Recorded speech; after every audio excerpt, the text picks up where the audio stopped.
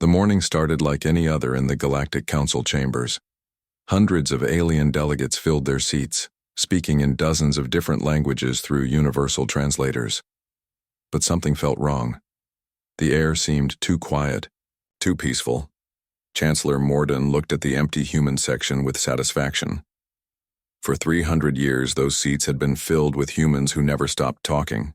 They asked questions about everything. They worried about things that might happen.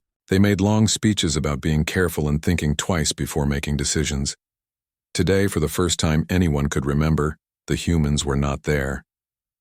Finally, whispered Ambassador Thexera from the Vexi Collective, we can get real work done without those humans slowing us down with their endless worries.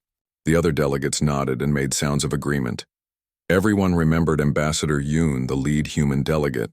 She would stand up during every meeting and ask things like, but what if this goes wrong? Or, have we thought about how this might affect the smaller worlds? She made every simple decision take hours longer than it should. Across the galaxy, the same silence was spreading everywhere humans used to be. On mining station Kepler 442b, Supervisor Vextar sat at his desk, waiting for the daily safety report. Chief Engineer Kang always sent it at exactly 800 station time. The human was very strict about safety rules and wrote detailed reports about every small problem. Vextar checked his screen. It was now 1200 station time. No report had come. Where is that human? Vextar muttered to himself. He called Kang's office, but no one answered. He sent messages to Kang's personal communicator, but they came back with an error message saying the device was not active. Vextar walked to the human quarters section of the station. The doors to Kang's room were locked, but when he used his supervisor access codes to open them, he found the room empty. Not just empty of people, but empty of everything. No clothes, no personal items, no signs that anyone had ever lived there. This was strange because yesterday, Kang had been working on the main reactor systems. He had filed 17 different safety warnings about small issues that needed to be fixed. Vexatar had thought the human worried too much about tiny problems that would probably never cause real trouble. Now Vexatar stood in the empty room and felt a cold fear growing in his chest. Meanwhile, on the science world of New Geneva, Dr. Silren was preparing for the annual Xenobiology Conference. Two human scientists, Dr. Bei and Dr. Ryu, were supposed to present their research about deep space organisms. They had been working on this project for 5 years and were very excited to share their findings. Dr. Silren had always found the humans interesting even if they talked too much. Dr. Bei especially loved to explain every detail of her work, even the boring parts that no one else cared about. She would spend hours talking about safety procedures for studying dangerous organisms that lived in space. When the conference started, Dr. Silren looked for the humans in the crowd of scientists. She did not see them anywhere. She checked the schedule again. Yes, Dr. Bei and Dr. Ryu were listed as the main speakers for today. Has anyone seen the human researchers? Dr. Silren asked the other scientists. They all shook their heads. No one had seen any humans for several days. Some mentioned that human research stations throughout the galaxy had stopped sending their usual reports. The humans were famous for sending detailed reports about everything, even when nothing important was happening. Dr. Silren tried calling Dr. Bei's research station on the edge of the galaxy. The automatic systems answered, but they said all human personnel were unavailable. When she asked to leave a message, the system said it could not accept new messages because the storage was full of undelivered reports. This made Dr. Silren worried. Humans never let their communication systems get full. They were always organizing and filing their messages very carefully. Back on the capital world, the news was spreading quickly through government offices. Human diplomats had not shown up for any meetings in 3 days. Human trade ships had stopped arriving at spaceports. Human colonies were not responding to standard communication checks. Some aliens were happy about this. The Zalathi military commander, Vorthak, smiled when he heard the news. Good, he said. Now we can finally expand into those neutral zones without humans complaining about protecting primitive species. The humans had always been very strict about protecting worlds where less advanced species lived. They made many rules about not disturbing these worlds or taking their resources. Most other galactic civilizations thought these rules were silly and slowed down progress, but others were starting to worry. Chief Administrator Nixola from the Kepler Union had worked with humans for many years.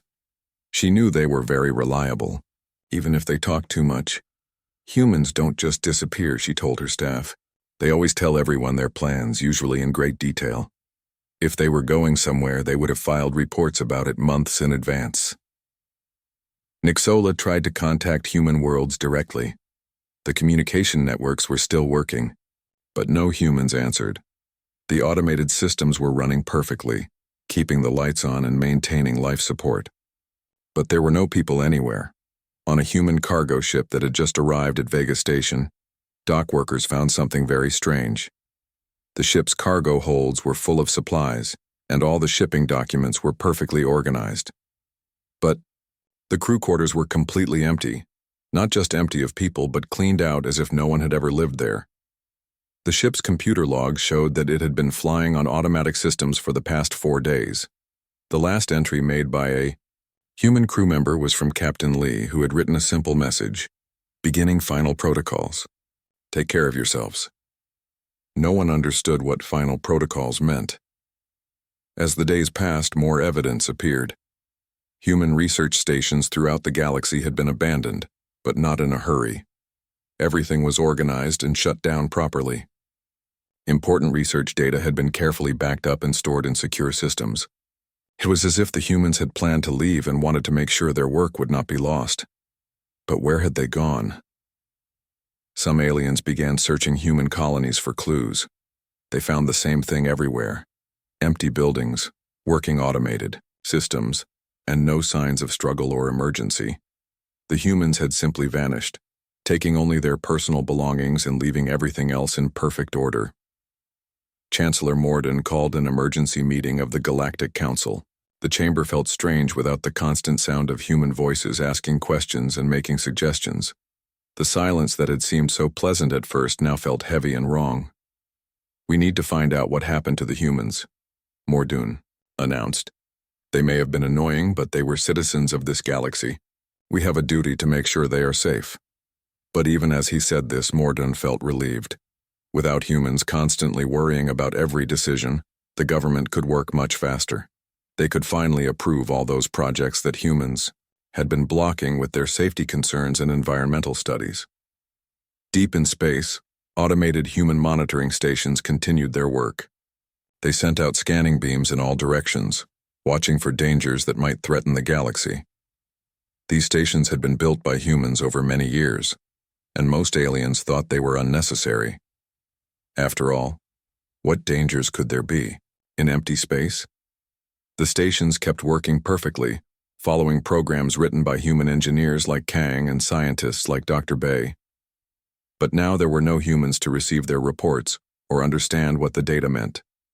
In the deep darkness, between stars, the scanning beams detected something unusual: energy readings that did not match any known source, gravitational distortions in areas where nothing should exist, strange quantum fluctuations that seemed to respond to observation itself.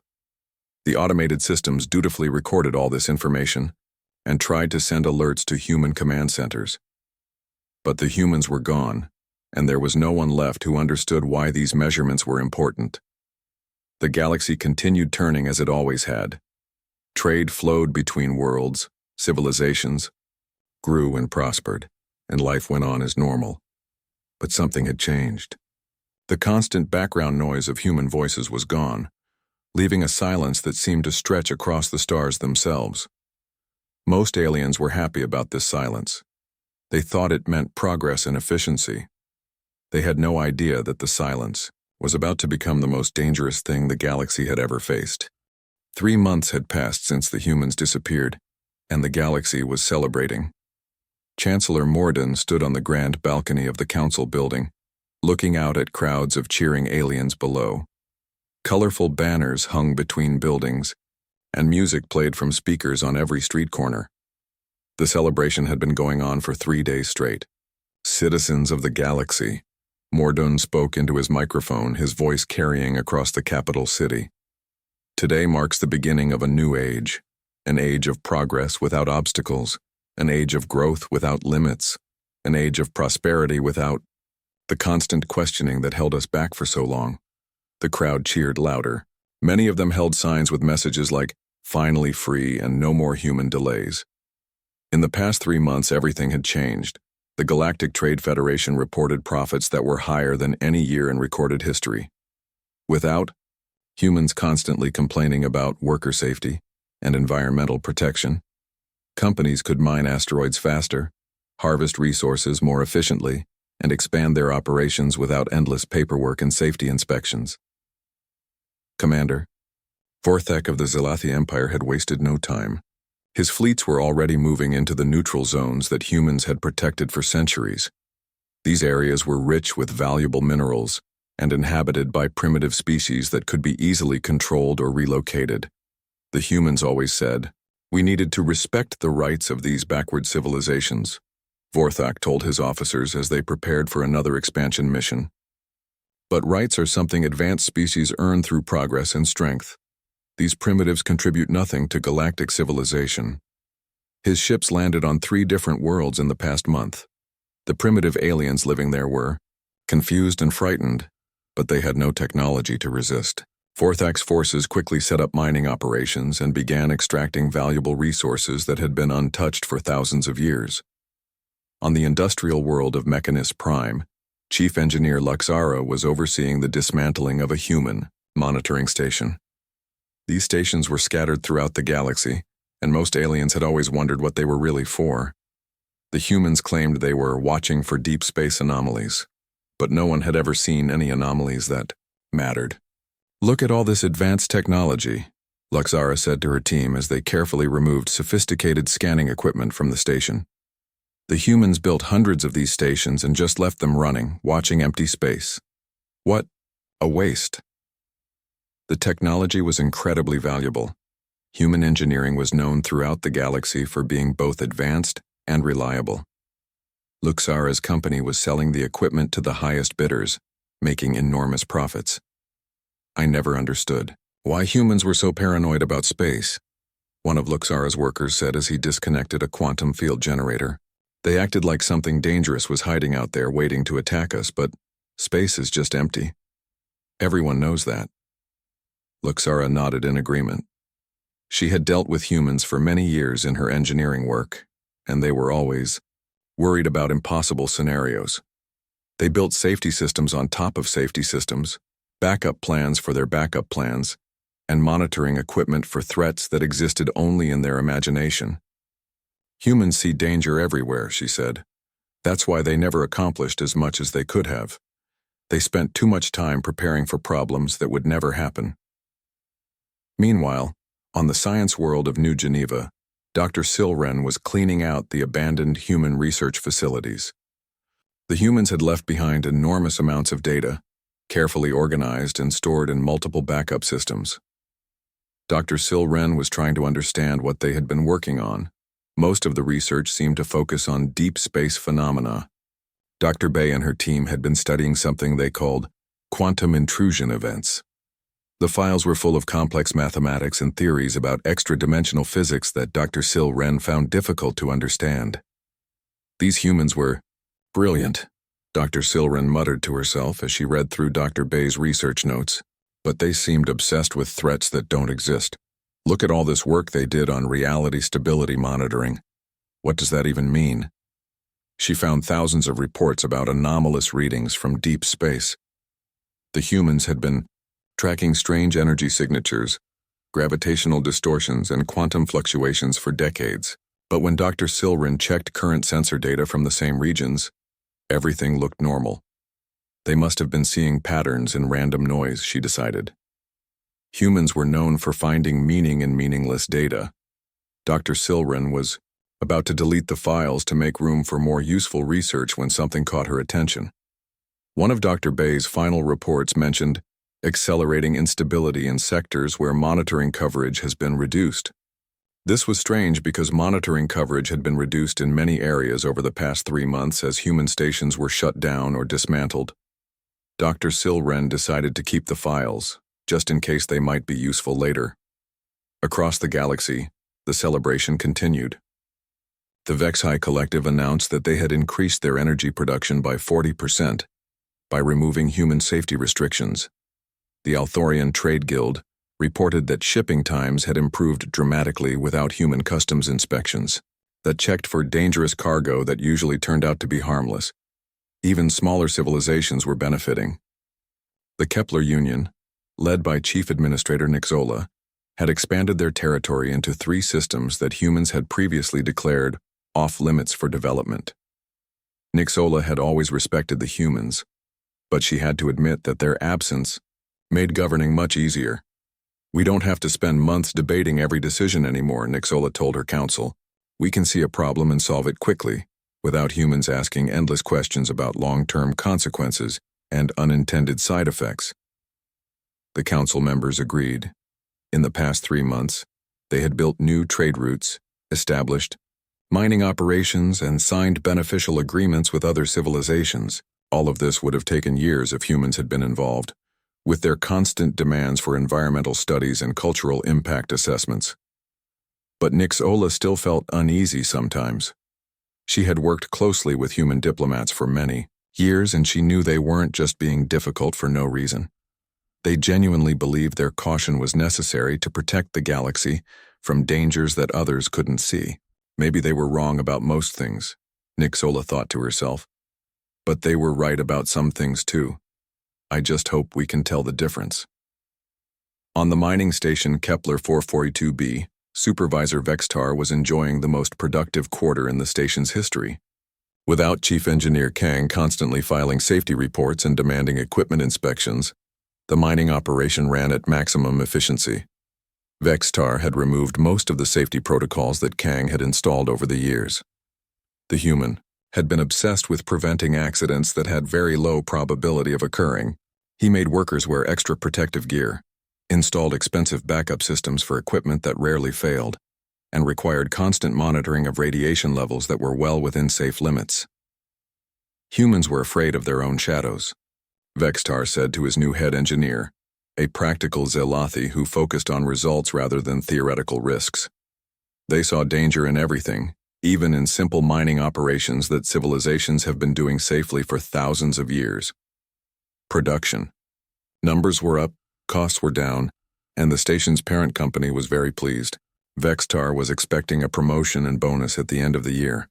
The only small problem was some unusual readings from the deep space sensors, but Vextar wasn't worried about that. The sensors were human-designed and probably just needed calibration. Besides, what could be dangerous in empty space? Throughout the galaxy, similar changes were happening everywhere. Military fleets expanded into new territories without worrying about diplomatic protests. Corporations exploited resources without environmental restrictions. Scientific research moved faster, without ethical review boards that questioned every experiment. The galaxy was more prosperous, more efficient, and more unified than it had ever been. Different alien civilizations were cooperating better because there were no humans constantly bringing up old conflicts and demanding that everyone consider all perspectives before making decisions. Chancellor Mordun announced plans for the greatest expansion in galactic history. New colonies, new trade routes, new technologies, and new possibilities that had been held back by human caution for too long. "We have learned an important lesson," Mordun declared during another celebration speech. "Progress requires courage, not caution. Growth requires action, not endless discussion. The future belongs to those who seize opportunities, not to those who worry about problems that may never come." The crowds cheered and celebrated late into the night. Fireworks exploded in the sky, painting the darkness with bright colors. Music and laughter filled the air on thousands of worlds across the galaxy. But in the deep darkness between the stars, things were changing. The automated human monitoring stations that hadn't been dismantled yet continued their work, sending out scanning beams and recording data that no one was paying attention to anymore. 6 months after humanity's silence began, Dr. Silrin noticed something that made her blood turn cold. She was reviewing deep space sensor data when she found readings that should not exist. In 3 different sectors where human monitoring Stations had been dismantled. Space itself seemed to be behaving strangely.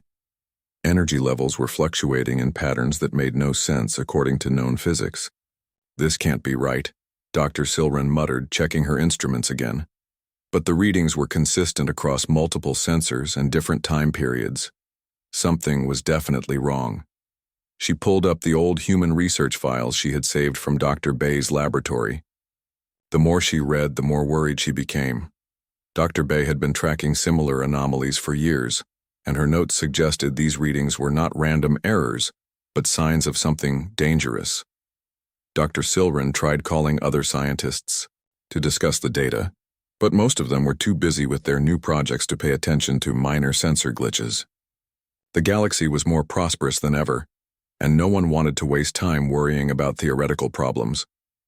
But Chief Administrator Nixola listened when Dr. Silren contacted her. Nixola had always respected human caution, and she was one of the few leaders who still felt uneasy about their disappearance. "Show me what you found," Nixola said during a secure video call.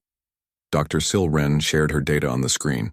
"Look at these energy readings from the Vega sector.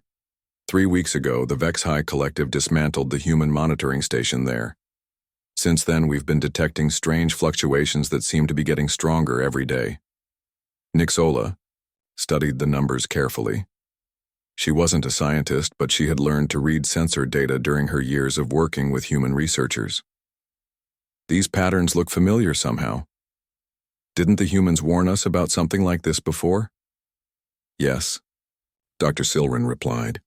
"Dr. Bay called them quantum intrusion events, but I never understood what she meant until now.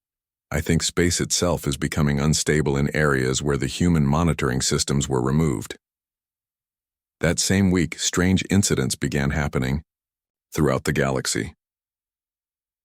The cargo ship Prosperity disappeared while traveling through hyperspace between Altair and Vega. One moment it was on sensors, the next moment it was simply gone. Search teams found no wreckage, no distress signals, and no trace that the ship had ever existed except for confused memories from traffic controllers who remembered tracking it. On the mining world of Kepler 186c, an entire mountain vanished for exactly 3 seconds before reappearing. The miners working there said it felt like waking up from a dream they couldn't remember. Their equipment showed no record of anything unusual happening, but several workers reported feeling like they had forgotten something important. Commander, Vorthak was leading an expansion fleet into a neutral zone when his flagship's sensors detected impossible readings. For a brief moment, the stars in front of them arranged themselves in patterns that hurt to look at directly. The navigation computer crashed, and 3 crew members fainted from looking at the display screens. "What was that?" Vorthak demanded, from his bridge crew.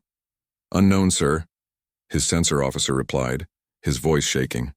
"Our instruments recorded negative mass readings and reverse entropy fields, but that's impossible according to all known physics." Vorthak decided to ignore the incident and continue with the mission.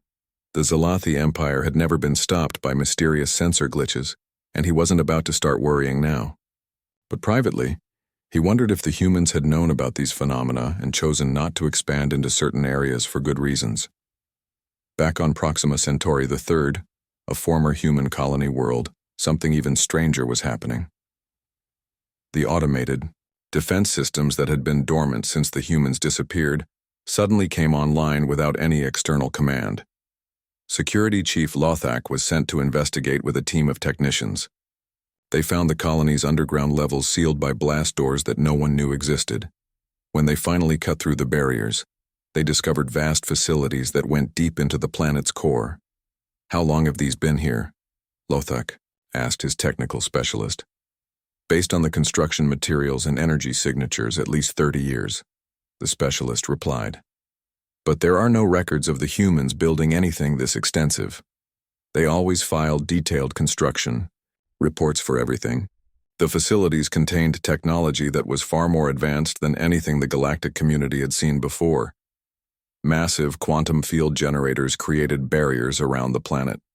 Energy projectors pointed toward deep space were designed to emit frequencies that most aliens couldn't even detect. Most mysterious of all were devices that seemed designed to create some kind of psychic interference. In the deepest level, They found a control room with walls covered in warnings written in every known language. The largest sign read, "Warning. The quiet dark feeds on consciousness itself. Maintain cognitive static at all times. If silence spreads, reality dies." Lothak didn't understand what cognitive static meant, but the warnings made him feel deeply uncomfortable. He ordered his team to document everything but not to touch any of the equipment. As they explored further, they found data storage systems containing terabytes of research that the humans had apparently been conducting in secret for decades. The files described something called extra-dimensional intrusion and detailed plans for what humans called consciousness amplification protocols. Most disturbing were video logs from Dr. Bay and her research team. In the recordings, Dr. Bay looked tired and frightened as she explained her discoveries. "We detected the first signs 30 years ago," Dr. Bay said in one recording. "Something exists in the spaces between dimensions, something that feeds on the quantum energy generated by conscious thought. Advanced civilizations create more quantum disturbance through their technology and mental activity, which makes them visible to this entity." Another recording showed Dr. Ryu explaining their countermeasures. "We've learned that constant cognitive activity creates interference that prevents full manifestation. The entity exists in silence and stillness.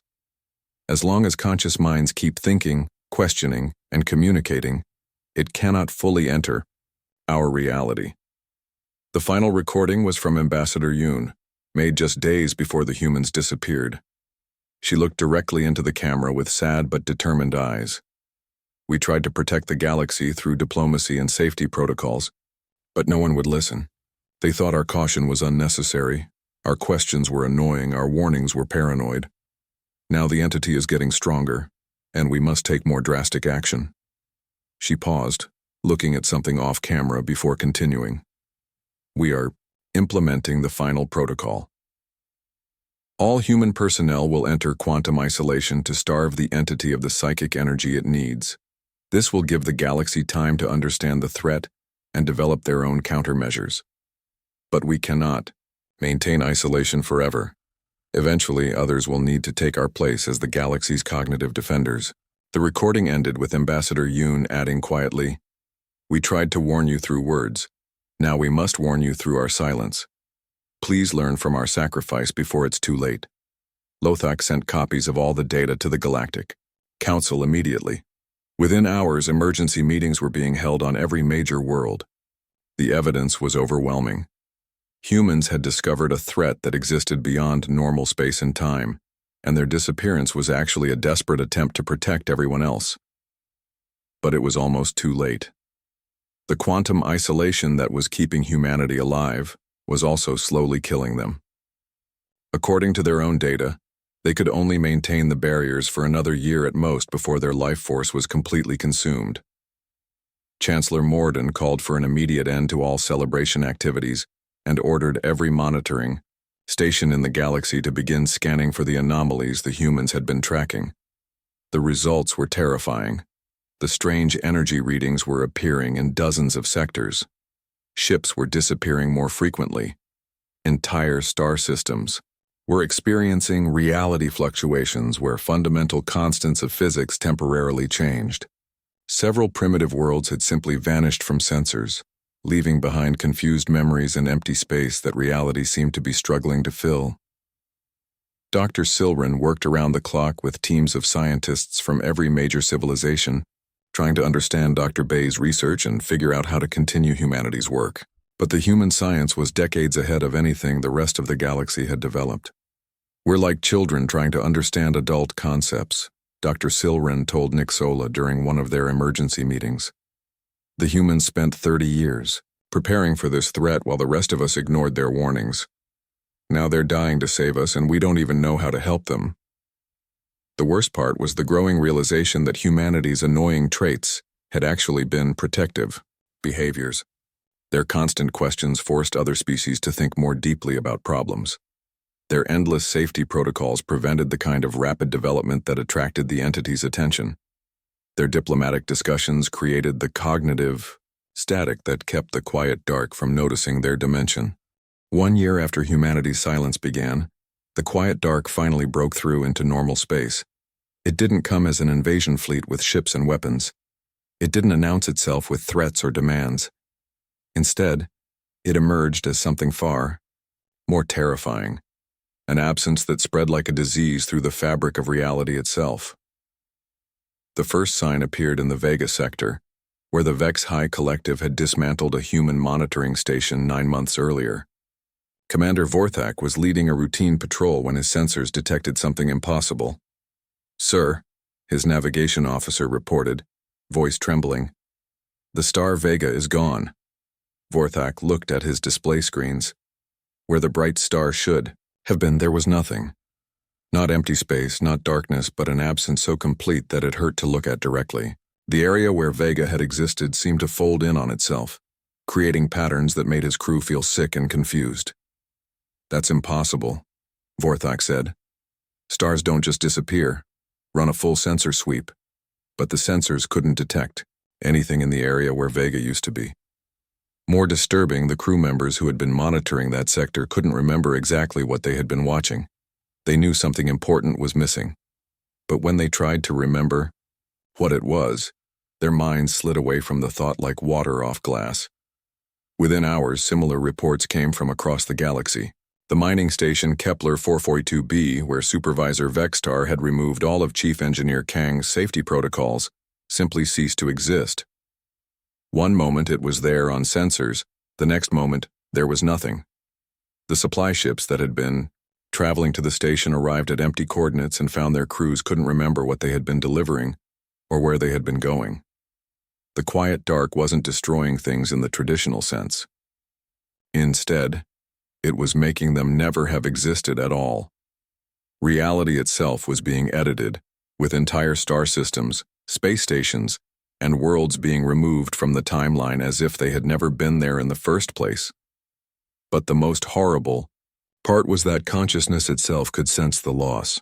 Every sapient being in the galaxy felt a growing emptiness, a sense that something vital was missing from the universe.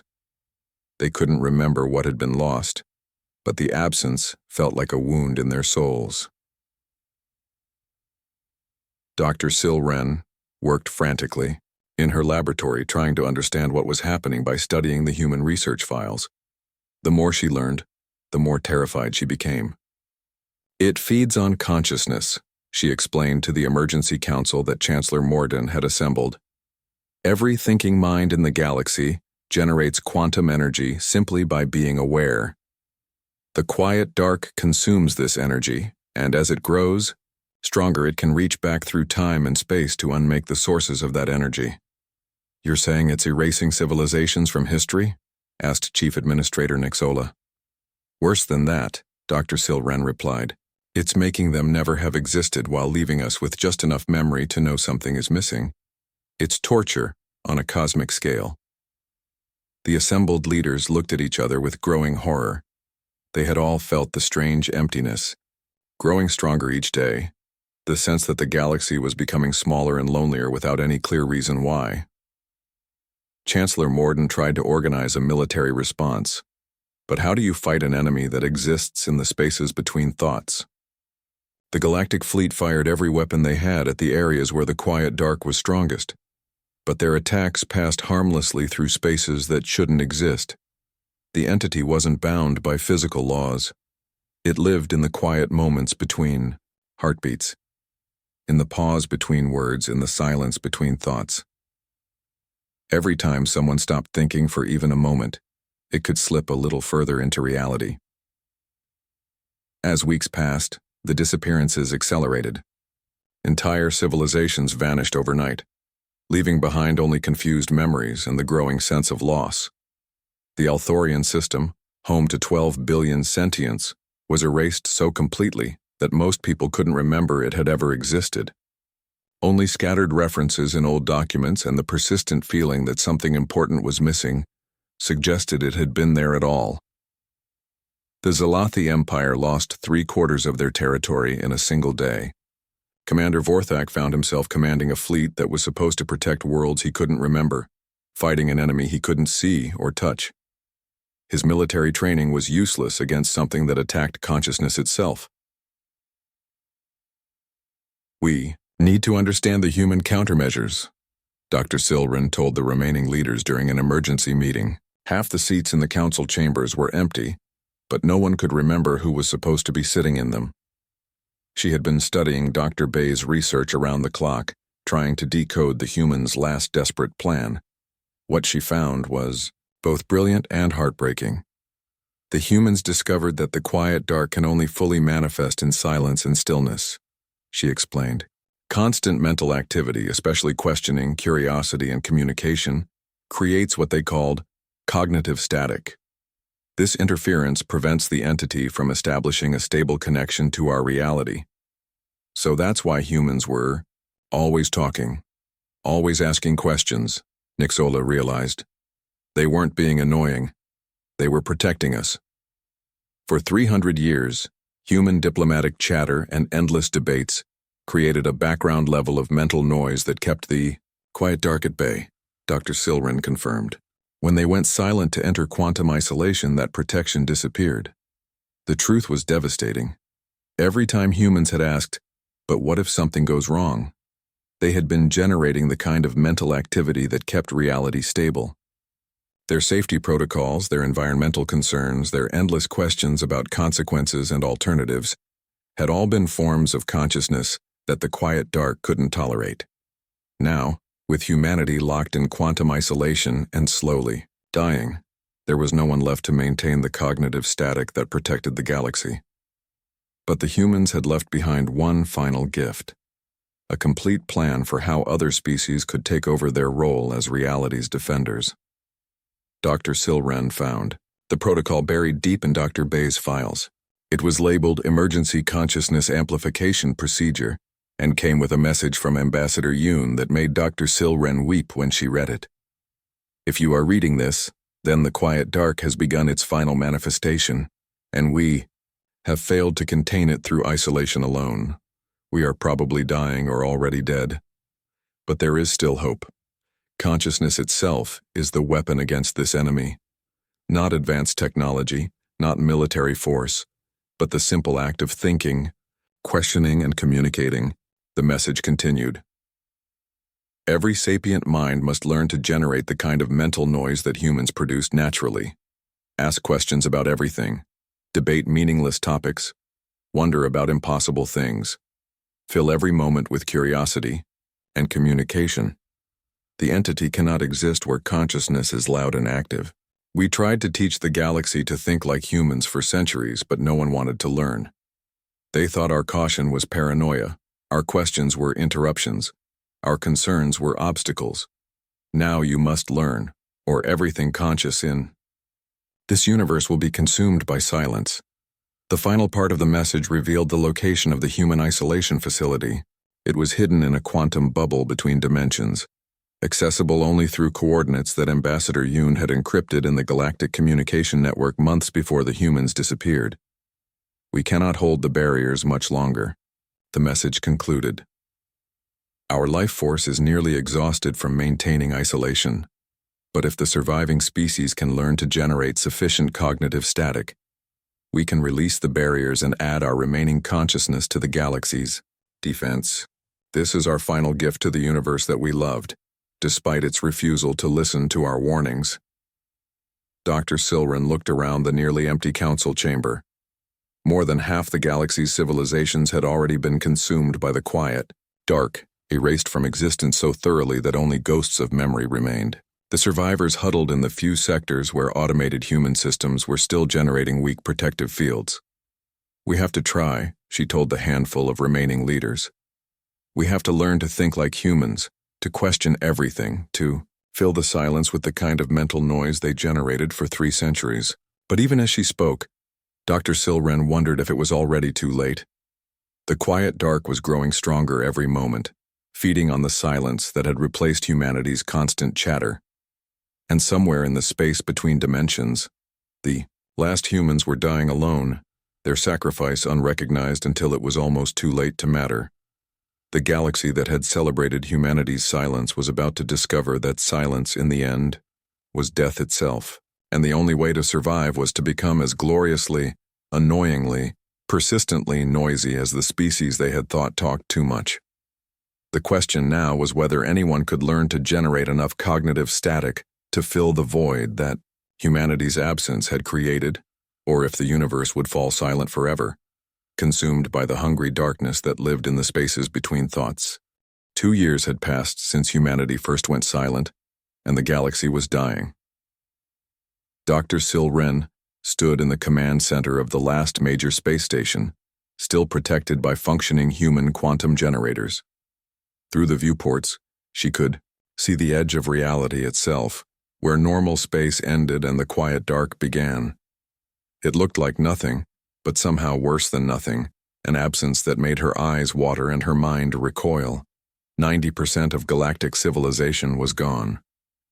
Not destroyed, but erased so completely that only scattered memories and empty feelings remained. The survivors, less than 1 million sentient beings from dozens of different species, were crowded into the few remaining sectors where automated human systems still provided weak protection. "The barriers are failing," Chief Administrator Nixola reported from her monitoring station. "Human Station Alpha 7 just went dark. We have maybe 6 hours before the protection around this sector collapses completely." Dr. Silren nodded grimly. She had been working without sleep for 3 days, preparing for humanity's final protocol. After months of studying Dr. Bay's research and decoding Ambassador Yoon's hidden messages, she finally understood what the humans had planned as their last desperate gift to the galaxy.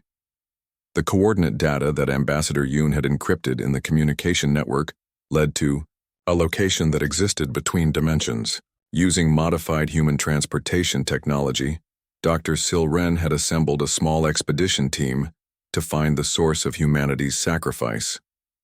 "Are you sure about this?" Commander Lothak asked as they boarded the specially modified ship. The former security chief had lost his entire world to the quiet dark, though he could barely remember what he had lost. "If we're wrong about the location, we'll be jumping directly into the space between realities." "The humans left us precise instructions," Dr. Silren replied, checking the quantum field generators one final time.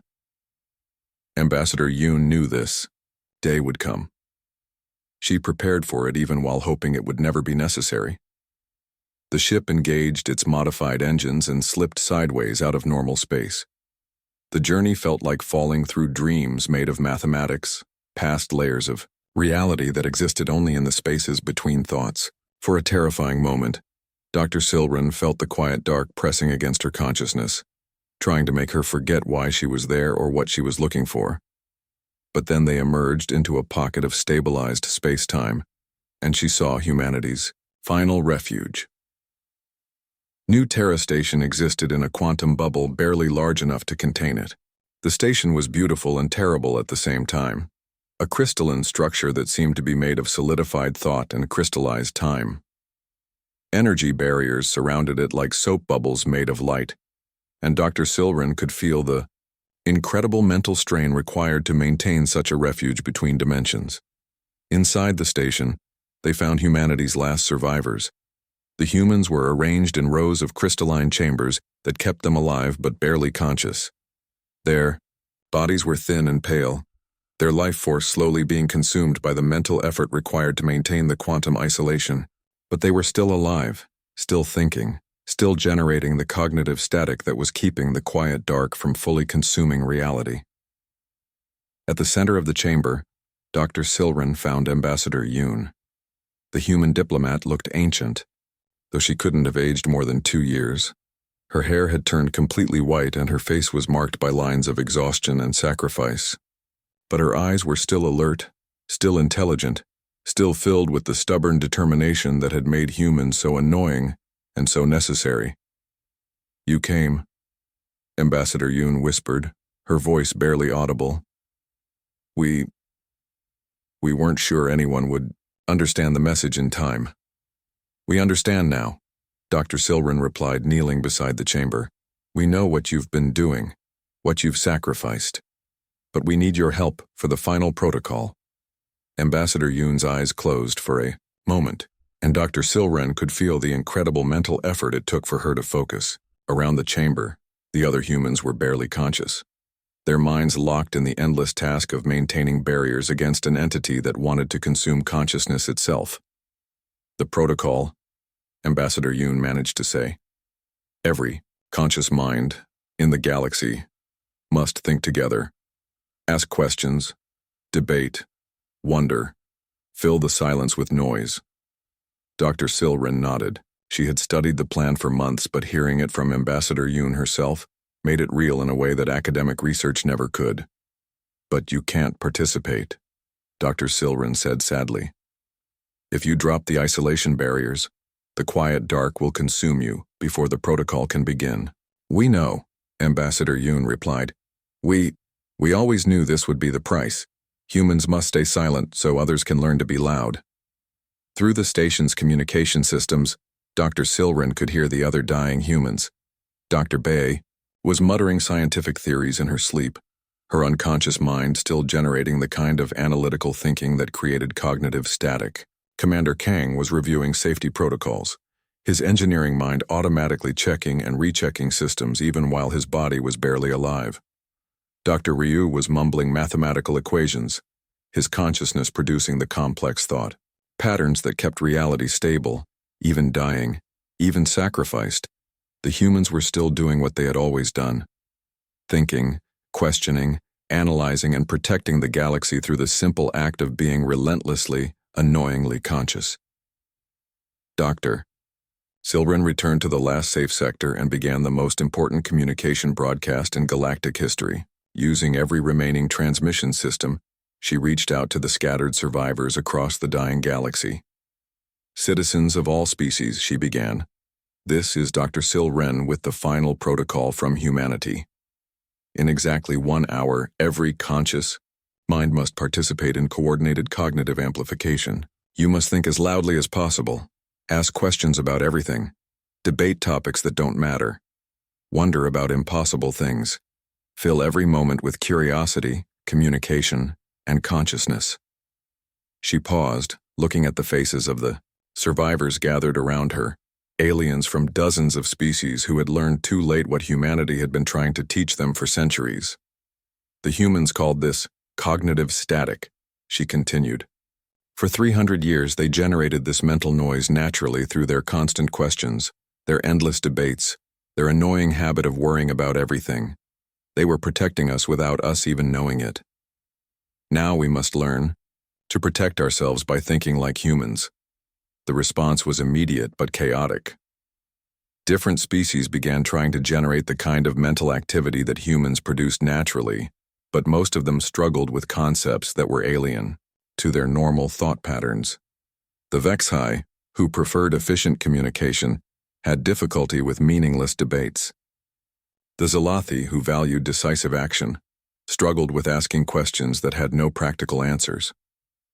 The Althorians, who sought logical conclusions, found it almost impossible to wonder about impossible things. But they tried.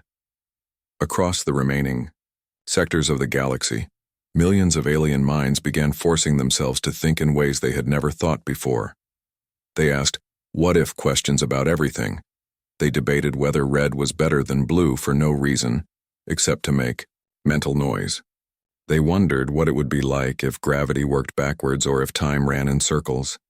It was awkward, inefficient, and often pointless, exactly like the human thinking that everyone had found so annoying for 3 centuries.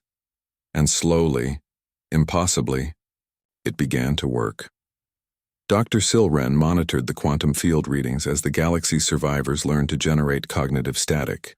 The quiet dark, which had been steadily expanding through reality, began to slow its advance. The entity that fed on silence and stillness was being forced back by the growing wall of mental noise. But it wasn't enough. The few survivors couldn't generate sufficient cognitive static to completely banish the quiet dark. They needed the full power of humanity's consciousness added to their own. Dr. Silren made the hardest decision of her life. Using the communication link to New Terra Station, she gave Ambassador Yoon the final command. "It's time," she said simply. "Release the barriers." Ambassador Yoon opened her eyes one last time and looked directly at the camera. Her face was peaceful, despite the exhaustion and approaching death. We tried to teach you for 300 years, she said softly. We asked questions because questions keep the universe alive. We worried about dangers because worry prevents catastrophe. We talked constantly because silence is death itself. She paused, gathering her remaining strength. Now you understand. Keep thinking. Keep questioning. Keep making the beautiful, annoying noise of consciousness. Never let the galaxy fall silent. Again? Ambassador Yoon closed her eyes and released the quantum barriers that had kept humanity alive for 2 years. The effect was immediate and terrible. The quiet dark rushed toward the isolated humans like a tide of hungry nothing, eager to consume the consciousness that had been denied to it for so long. But as it reached them, the dying humans made their final gift to the galaxy. Instead of falling silent, they began to think as loudly as they had ever thought. Dr. Bay started asking rapid-fire questions about xenobiology,